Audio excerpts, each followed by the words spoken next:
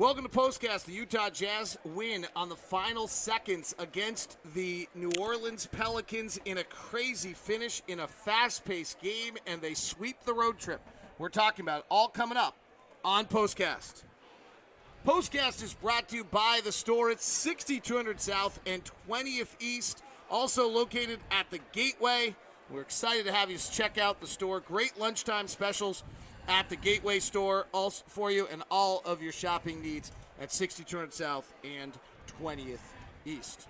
Well, we always try to start this show off with a little take from Ron Boone, but if for some reason you did not see the end of this ball game, the way it ends is Bogdanovich up two. Bogdanovich takes a three, misses with 5 seconds left. Brandon Ingram, all of his incredible skills, grabs the rebound, goes the length of the floor. Rudy Gobert backpedaling with him, starting at about the half court, turns sideways for two big steps, cuts off his corner to the basket, rises up with him. Lots of contact. Rudy on his wrist, Ingram wrapping around. The two of them go down. The shot's no good. Favors grabs the rebound, and the game ends. And the Jazz hold on to win it by the final score, which they don't have anywhere in this building right now, of 128 to 126. So quite something of a finish to this one tonight. We'll be interested to hear what everyone has to say. And here on POSTCAST, Ron Boone, what are your thoughts of this one? Well, first of all, the first half was a very high-scoring first half. I was under the impression we was going to get 140 points tonight, the way things were going. But the second half turned into some very good defensive plays and some very good offensive plays with 18 lead changes. So it was a very exciting basketball game to watch. But I thought it was the impressive thing was how the Jazz answered every run that the Pelicans were able to make, and they got something out of the bench there as well. It was a high-tempo, fast-paced offensive game. There's a bunch of little aspects to it that were interesting. Most interesting to me, Ron, was the fact that Bojan Bogdanović is really not had a very good month. His pick-and-roll numbers weren't very good, and Quinn Snyder milked the Bojan Bogdanović pick-and-roll for a long period of time, and he ends up having 35 tonight to set a new season high. Yeah, 11 for 21, and he started this in Orlando and a little bit in Chicago to where he knew he was struggling shooting the three and the perimeter shot. Then he started backing guys down and just getting the mid-range game and start knocking down some two-pointers. He did that a couple of times here tonight, but for the most part, he was just the Bojan that we've watched all season long, getting to the open spots and knocking down a number of shots. So Quinn saw that he was rolling and he was hot, and he just kept milking him and calling plays for him, and he responded. Jazz win their 11th of their last 12. They're 6-0 since the acquisition of Jordan Clarkson. And for the second game in 3 nights, Rudy Gobert basically has a game-winning defensive stop at the rim. Zach LaVine the other night and Brandon Ingram tonight. Ron, there's subtle changes, but these games are not decided by a lot of points, so that when you put George Niang in for Jeff Green and Tony Bradley in for Ed Davis, and you add Jordan Clarkson, you start to win games you were losing. Well, you just tell that, okay, Quinn's experimented all season long. I mean, I know it's a short season, but he experimented with players. He's experimented with different combinations out there on the floor, and then he just came to the conclusion that he's going to try something else. And so right now, it's really starting to work for the good. It's amazing how just one player or one position change or something like that can make a big difference in your execution and what you're getting out of your teammates. All right, let's get some of the questions that have come in. We have a short show today because the bus is supposedly leaving really fast. K-Jack wants, what's the purpose of Tucker's minutes and what role do you see him taking? Keep him engaged. Give him 5, 6, 7 minutes. Keep him engaged. They think he can really play. Get him to understand what's going on. You don't want to just bury a guy at the end of the bench.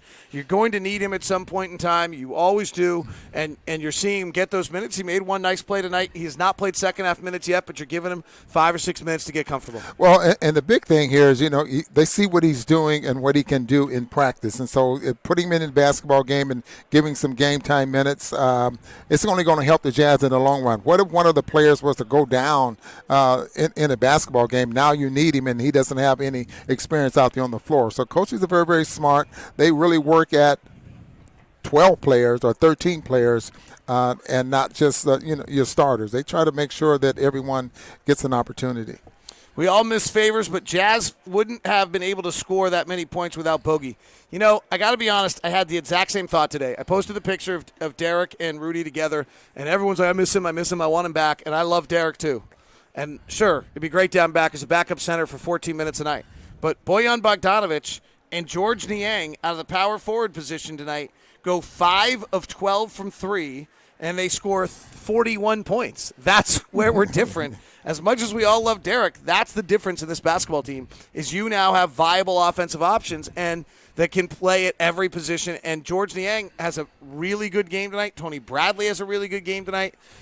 This team is coming together as a group, and when you win, it's easy to come together, and we're seeing it happen. Well, at the beginning of the year, and maybe over the summer, the coaching staff and the powers that be have a pretty good idea of how or what kind of roster they want and what kind of philosophy that they would like to have. And they wanted three-point shooters. The league is going that direction. You notice that there are a lot of 6'4", 6'5" players now that are out there on the floor playing that power forward position, especially guys that can rebound and can shoot the three. So, you know, Derek Favors, as hard as he worked at trying to be a three-point shooter, he's basically a center. And we saw how well he played tonight. I mean, he's at a position where he's most comfortable. All right, two things. What is your take on that final play? Everyone's kind of asking, what is your take on the final play? Well, from watching the replay, I thought he did foul him. I mean, he hit him on the wrist. Now, did he hit ball and then the wrist? We couldn't really tell from here. So he hit him on the wrist. So there was a foul. And we were trying to figure out and see what position the official was in to make the call.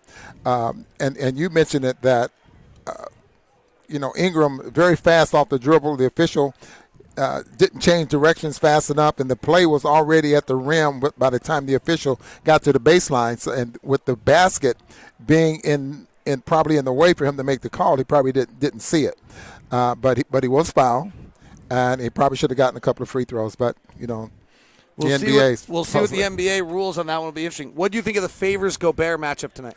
I enjoyed that because they know each other very, very well. I thought both players held their own, and Rudy rebounded very, very well. What did he end up, 19 rebounds tonight, and Derek ended up with 10. He's been double-doubling for the last 6 ball games. He only had 9 points, it looks like, but that was you can see why Derek was so liked in Salt Lake City. He played very, very well. Great to talk to Derek before the game. Wonderful guy. We all adore Derek. It's absolutely fabulous to see him. He's playing well. And then New Orleans, that's why they'd won 5 of 6, was he and Etuan Moore started to get minutes. Those are pros out there. They play very, very well. It's an incredibly talented team. Jazz, though, are the hottest team in the NBA now, having won 11 of their last 12. And by the way, 2 big plays late. A Rudy Gobert dunk. Yeah. And a Donovan Mitchell pull-up jumper. So as much as Rudy got kind of taken off the rim, and as much as Donovan didn't have some of his shots going tonight, they make big plays late, and Bogdanovic carries the Jazz with 35 and a solid bench night as well. We'll be back here on the 16th, so and Holiday will probably play. This is going to be that would be probably a little different basketball. I don't know if we'll get Mike back by then, but you never know. By the way, tonight, plus-minus, Clarkson 0, Moutier -3, Bradley 1, Niang